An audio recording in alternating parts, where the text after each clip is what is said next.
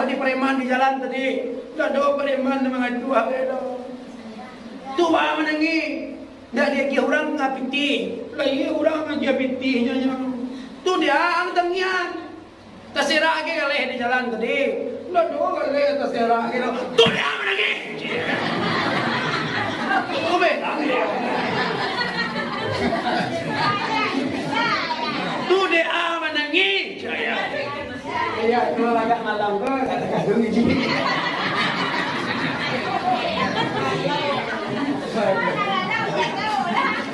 Tu dia menangi kejayaan.